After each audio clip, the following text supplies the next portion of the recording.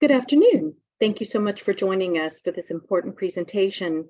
I'm Susan D'Antoni with Montgomery County Medical Society, and on behalf of MedChi, we welcome you and thank you for your interest in learning how to be a more effective advocate for medicine and for yourself and for your patients. We welcome you today to this presentation, which is in advance of the legislative session, which actually starts next Wednesday. And we look forward to this presentation today. It is a two-part presentation, the first part being how to be a more effective advocate, and the second part being MedChi's legislative agenda and priorities. I encourage you to mute yourself during this presentation, and we ask you to hold your questions until the end of this particular section of the presentation, at which time our speaker will take questions. We want to welcome Steve Wise. Steve is a household name to MedChi members, and we welcome him as our presenter today. He is a lobbyist and one of the lead lobbyists for MedChi with the firm of Schwartz, Metz, Wise, and Kaufman. Steve is no stranger to medicine and certainly has been a part of MedChi's legislative agenda and advocating for patients and physicians for many years. So without further ado, we welcome Steve Wise for our presentation today. And again, we appreciate your participation. Steve? Thank you, Susan. Today is January 6th, and we're just less than a week away from the start of the 2023 Maryland General Assembly session. And over the next 90 days, members of MedChi and others are going to see lots of email alerts and legislative alerts about issues that are being debated by the General Assembly and asking physicians to participate by sending an email or making a call or maybe testifying on a bill. But it's kind of unfair to ask physicians to do that if they don't have some background in advocacy. And the point of this workshop is to provide that background. So we're going to do my screen is frozen here.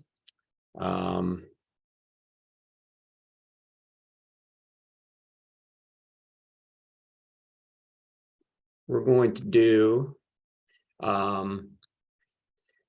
a few things in this workshop. We're going to review for many of you the legislative process, which you probably haven't heard about since you were in high school or college, but it hasn't changed. That's the good news. And well, maybe it's also the bad news, but we're going to go through that. We're going to talk about ways to make you a more effective advocate when you are called on to act by the medical society. And then in the second part of the presentation, as Susan mentioned, we'll be talking about the 2023 legislative agenda for MedChi. But first, let's make you a better advocate for medicine here in Maryland when you're called on to do that. A little bit of background on Maryland's General Assembly. Every year it meets for 90 days, and it starts on the second Wednesday of January. Whatever date that may be. This year it happens to be January 11th, and it goes for 90 consecutive days, weekends included. So that means this year we end on Monday, April 10th.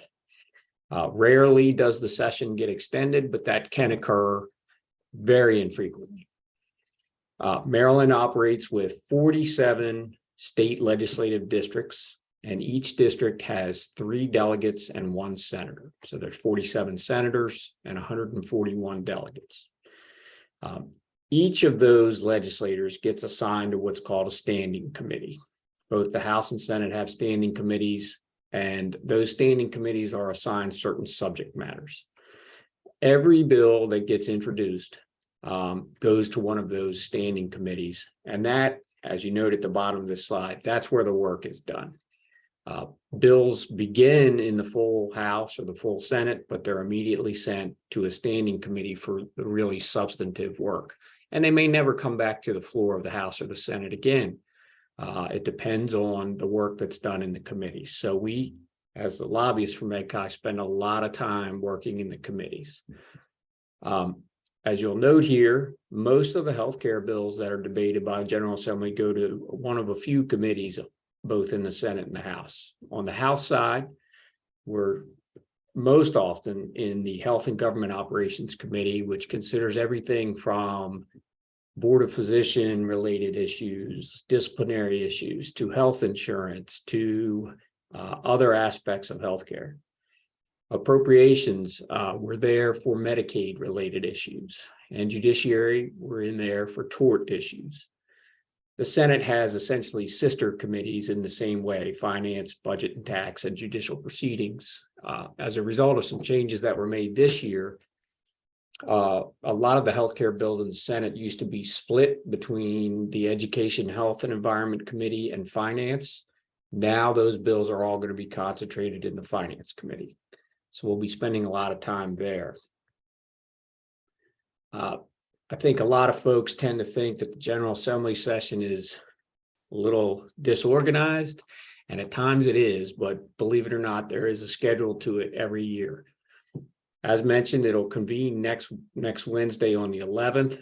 This year, because we just had an election, we'll have the governor inaugurated 1 week later on the 18th. After that, these deadlines are pretty consistent year to year. There's a date by which legislators have to request a bill. So if they think they want to put it in a piece of legislation, they can work with the Department of Legislative Services to get that bill drafted. But in order for it to be introduced timely and prepared timely, there's a bill request guarantee date. And this year, that's January 20th. After that, they get the bill back and they have to introduce it in the House no later than February 6th and in the Senate no later than February 10th. If you don't introduce it by those dates, it doesn't mean you can't get it introduced. It just means you're going to have some additional procedural hurdles to cross, namely going through the Rules Committee in those two chambers. And bills that are introduced late oftentimes die in those two committees. After that, the committees go to work. The House, the Senate goes to work on all the bills that were timely introduced. And they do so up until March 20th. And that's a key date known as the crossover date. That's the date by which a House bill has to get to the Senate and a Senate bill has to get to the House. If you don't make that date, it doesn't necessarily mean the bill will die. It just means, once again, you've created additional procedural hurdles. Many bills that haven't been voted on by the crossover date do not pass. So that's a key date. And it really is a bit of a siphon in the legislative process that takes the 2,500 bills or so that are introduced every year and really narrows it down to hundreds. So it allows you to focus a lot in those final 3 weeks that follow on those particular bills. And then 90 days later, after January 11th, this year, that falls on April 10th, the legislature adjourns, barring any unforeseen circumstances. Many of you, well, I don't want to say many of you, some of you that are as old as I am may remember a cartoon on Saturday mornings about a bill becoming a law. And you could probably still find that on the internet if you looked.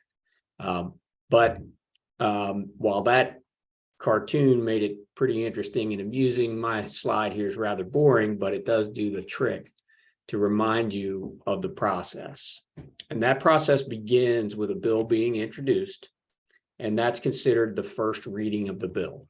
Every bill has to get 3 readings in each chamber in order for it to be passed.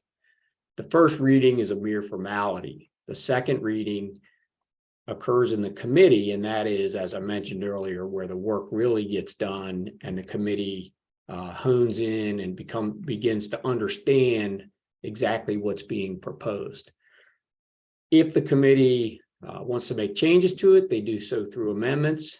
They may vote the bill down and decide they don't like it at all, or they may pass it as it was introduced. And once they do so, it goes back to the full body, whether that be the Senate or the House, for a third reading. And prior to taking it up on third reading, you can also have amendments offered and changes made to the bill before the full body, before the full House or Senate. And that happens often. Then there is the third reading vote, and that is on the bill as it will emerge from that chamber. So no more changes at that point in most cases. It then goes over to the opposite chamber. Same thing occurs. It gets sent to a committee, and then it comes maybe back out to the floor of that second chamber. Again, the second chamber can decide not to vote it out, or they can make their own amendments. One key difference in that second chamber is there can also be amendments made on the third reading. That's not true, as you can see from this chart, in the first chamber. So a House bill, for example, that goes over to the Senate would be sent to a Senate committee. It would come out on second reading. There could be further amendments by the full Senate on second reading, and there could be further amendments on a third reading in the Senate. Either way, it's got to pass both chambers before it moves to the final stage, which is going back to the original chamber. So a House bill passes, goes to the Senate. It's not done at that point. It has to be accepted back by the original chamber. And the original chamber gets to take a look at what that other chamber did to the bill and see whether they like it or not. If they don't like it, they appoint what's called a conference committee, which is a group of 3 from each chamber to try to work out the differences. If they do like what the opposite chamber did, they could simply adopt that. And at that point, the bill goes to the governor. Maryland is unique in one respect. Once a bill goes to the governor, he can not act on it at all. He could veto it or he could sign it, but he could also not act on it. In most states, that's what's known as a pocket veto.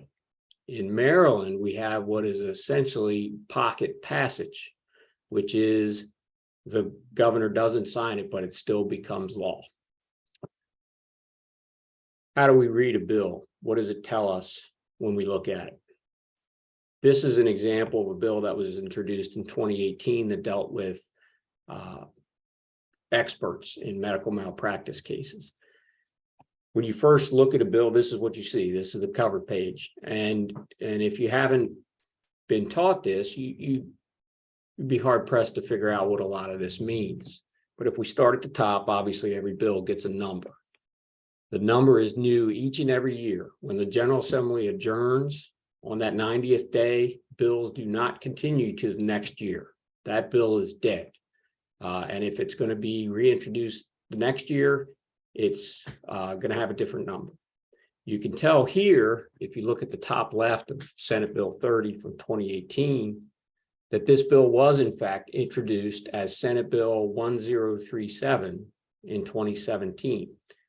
That tells you as a reader that there's already some history to this issue in front of the General Assembly. And you could go back using the General Assembly's website to examine some of that history. The cover page also tells us who the sponsor is, when the bill was introduced, what committee it's been assigned to, which in this case was Judicial Proceedings.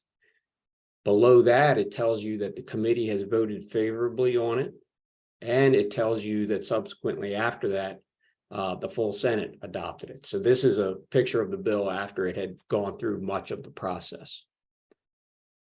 On the top right, you'll see a CF HB 1581. That tells you that there is a CF cross-file House bill. So the same bill was introduced on the House side, and that's the bill number. And remember, these bills are moving on parallel tracks. So you have a House bill where certain things may be done to that, and you have a Senate bill. Different things may be done to that. And it's important to know that you've got 2 moving parts on the same subject matter when you see a cross-filed bill.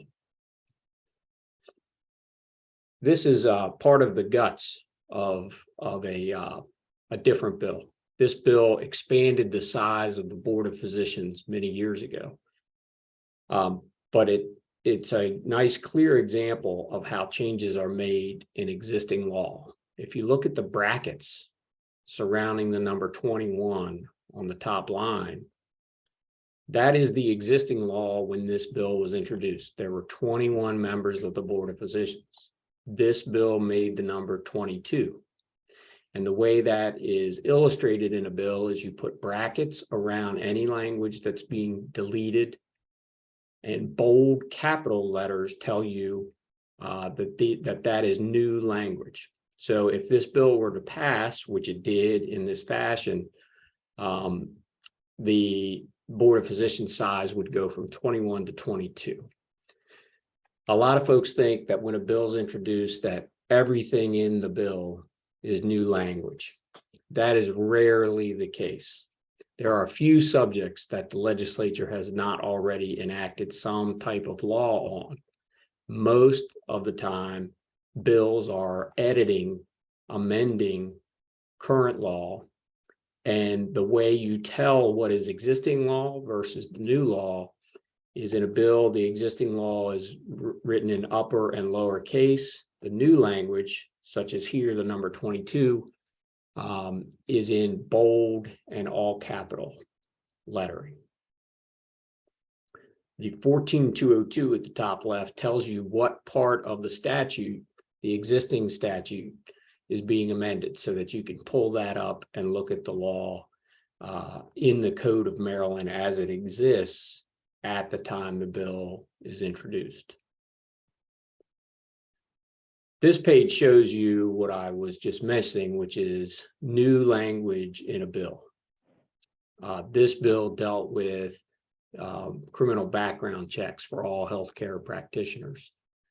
And that was new. That did not used to occur.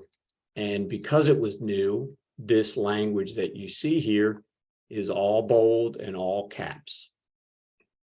And that tells you, when you look at this bill, which is multiple pages long, you can see it was 32 pages long. If you look at the Adobe screen there in the top left, this is just one page of it. It tells you that this particular part of the bill proposes all new language. Now you'll notice that Roman numeral number 2 is underlined. What's the significance of that? The significance is that is an amendment that was made in the committee in the original chamber.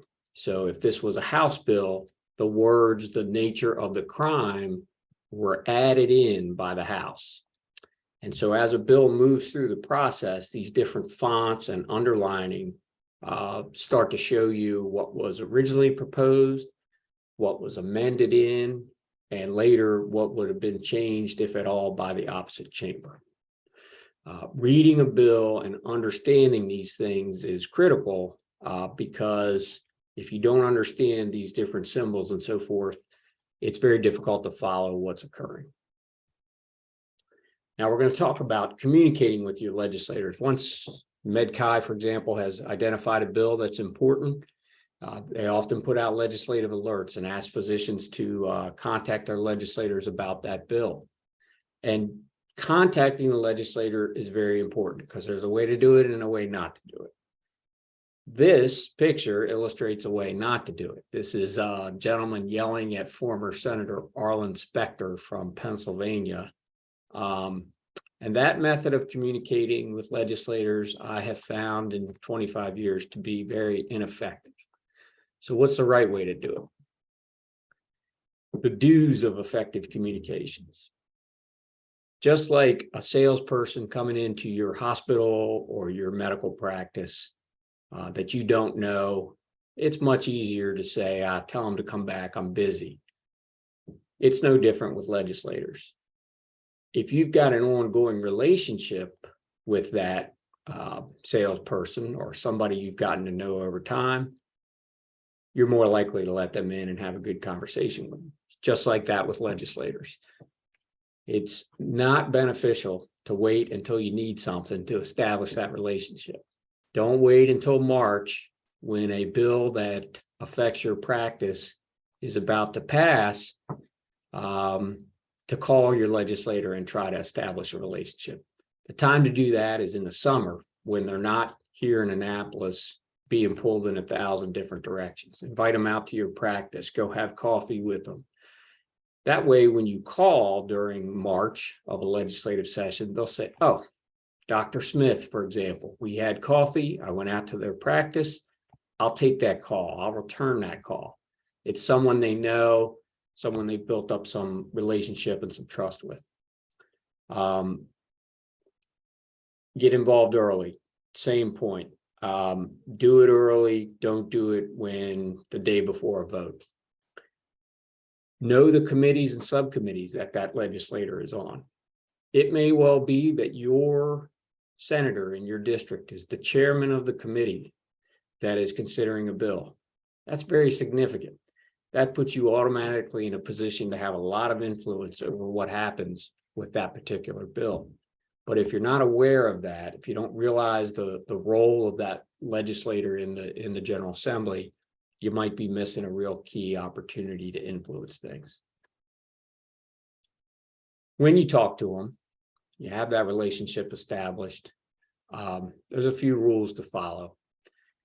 You want to make sure they know exactly what bill you're talking about, not just by bill number, but by subject. Tell them why you're concerned about it. And many times MedChi will put out talking points about a bill, but it's not always the best thing to use as your basis of your conversation with the legislator. It's good for you, the physician, so that you make sure you understand the issue, but you want to relay your personal experience when you're talking about a particular bill. Let's say, for example, there's legislation related to payment from health insurers. Surely you've got your own examples of how that's gone badly. Use that to support what your argument is. Don't just stick to the talking points. Explain globally how that's going to affect patients, not just you, the physician. Don't make the conversation so far and wide-ranging about everything under the sun related to healthcare that the legislator is going to lose sight of what you called about. Stick to one or two topics, keep it on point, and always keep in mind, particularly if you're reaching out to them during the session, that they're busy. They're not just considering this bill, they're considering 2,400 others. So be conscious of their time and be respectful of the fact that they're busy. And finally, put your thoughts in your own words. Again, you may get the talking points, but it's much more effective when you convey it in a way that's personal to you as a physician. Just as we have do's, we have do nots of effective communication. Sometimes we're dealing with issues that are pocketbook issues, very personal to you as a practitioner. And it's not just pocketbook, it could be other issues that you care deeply about. And our emotions can get caught up in that. Don't let that happen. It generally undermines what you're trying to say, because rather than what you're saying, it's how you said it that they remember. So some threats that occur over time, I've heard people say, I'm not voting for you unless you do this or that. Don't say that. You can make that decision on your own, but threatening is never effective. MedChi is very active with campaign contributions through Maryland Medical PAC, but don't link the conversation you're having to a campaign contribution. It just does not bode well in the long run. Those kinds of threats almost always backfire. MedChi will arm you with the arguments in favor of our bill, and your own personal experience is probably going to do that as well. Present that, do it in a respectful manner, and that will leave a favorable impression on the legislator. And that's what you want. You may not win every argument. You may not win every vote that you ask for. But if you always present it in a respectful manner, you live to fight another day. Always consider your audience and be careful with comparisons. And what I mean by that is the General Assembly has a website. There's a biography of every elected official on that website. Take a moment to read it. Know where they went to college. Know if they went to college. Know where they grew up. Know what civic organizations they're a part of. All of that is on the website. and use those things to develop your message. Be very careful. What you may think is a very neutral comparison may not be. I generally instruct people who are testifying, don't use comparisons, because you just don't know out of 20 some people who are listening to you on a committee who might be offended by one of those comparisons. Now, MedChi has a pretty thorough process by which it takes positions on bills. And bills come in two ways. Bills that maybe MedChi wants to have passed that are generated through MedChi, and bills that we react to that are introduced by legislators that weren't at our request and maybe we like or don't like. But all of that is subject to a process, and it begins every fall when MedChi's House of Delegates meets. And at that meeting, physicians, their component societies, various members can submit resolutions for the House of Delegates to consider. Those may relate to a range of subjects. And they go through a process within the House of Delegates. If those resolutions are adopted, it may well instruct us as the lobbying firm and MedChi as the entity to seek introduction of legislation or support certain legislation or to oppose certain legislation. And that effectively becomes the policy of MedChi. That is carried out on a weekly basis during the legislative session by the Legislative Council. The council is a group of well over 30 physicians with a governing body and leaders. They meet every week, including in subcommittees, to review bills. And in so doing, they're respectful of the policy that's been laid out by the House of Delegates. What can you do to be more effective using these things that we've talked about? Get to know your delegates and senators before, during, and after the session. Know their committee assignments. Those are probably the number one things you can do. If you just have that relationship and you know where the legislator sits on the committee, it goes a long way toward being able to use that relationship and influence the policy. The Legislative Council, as I mentioned, it's a broad body. If you have interest in it, they meet on Monday nights for about the first 6 to 8 weeks of session. And we go through every bill that relates to healthcare that we've deemed as having impact on the practice of medicine. You can become a key contact for your component society. That's where you say, hey, I know Senator Smith well. If somebody ever needs to contact him, please put my name on that list because I have his cell phone number. He'll answer my calls. Participate in your component lobby day. Montgomery County and many of the other components have a day where they come to Annapolis and they meet with the legislators from that jurisdiction.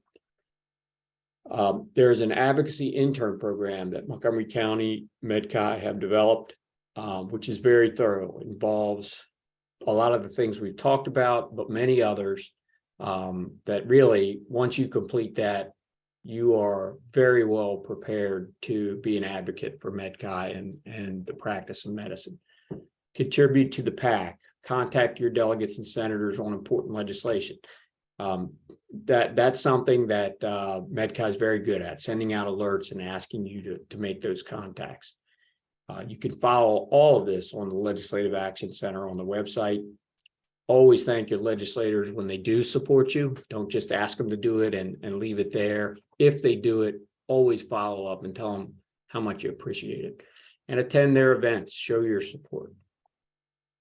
This is all a way of saying what Tip O'Neill said many years ago, which is all politics is local. To have that local connection with your senator or delegate is really a large part of an effective grassroots organization. Now, we covered a lot, but we haven't covered everything. So you may have questions. And here's some information on who and what, where you can maybe get those answers. Chip O'Neill is the advocacy coordinator at MedChi. He can tell you the status of a bill, what the a particular standing committee has done with a bill, whether it was voted, how the person vote. That's all easily available to Chip because he's used to working through the website and accessing that information.